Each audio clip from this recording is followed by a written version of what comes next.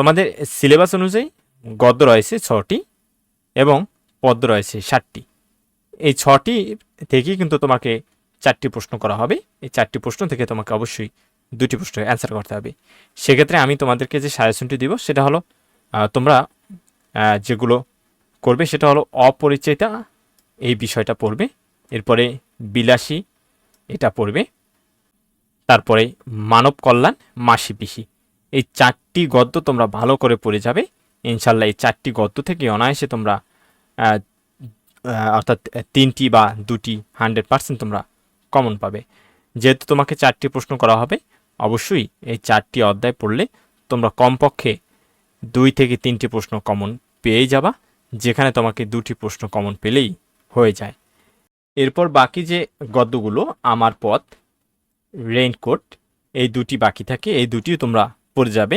যেহেতু তোমাদের এমসিকিউ আসবে, তোমাদের এখান থেকে অর্থাৎ গদ্য থেকে 12টি এমসিকিউ আসবে, সেক্ষেত্রে তোমাকে অবশ্যই এমসিকিউর জন্য হলেও এই বিষয় দুটি টপিকস দুটি তোমাকে পড়তে হবে।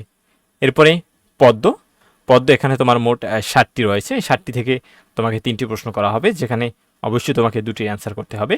আমি তোমাদেরকে সাজেস্ট করব তোমরা সোনার তরী, বিদ্রোহী, তাহারই পরে মনে, 18 বছর বয়স, এই 4টি ভালো করে পড়বে সৃজনশীলের জন্য।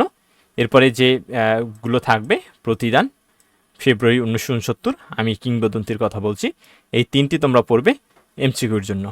আশা করি তোমরা বুঝতে পেরেছো। আর তোমরা যেগুলো থেকে সৃজনশীল প্রশ্নের অ্যান্সার করতে চাও সেগুলো খুব ভালো করে পড়বে, যেন সেখান থেকে যে কোনো ধরনের সৃজনশীল আসলে যেন তোমরা অ্যান্সার করতে পারো।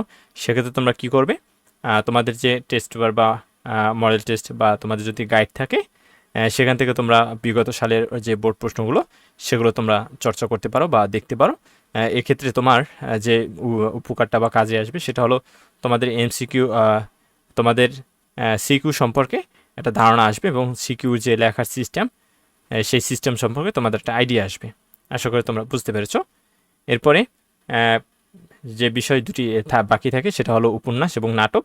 যেহেতু তোমাদের উপন্যাস এবং নাটক একটি করে আছে, এগুলোর আসলে কোনোভাবে বাদ দেওয়ার কোনো সুযোগ নেই, তোমাকে 2টাই পড়তে হবে। 2টা থেকে 2টি প্রশ্ন তোমাকে অবশ্যই লিখতে হবে।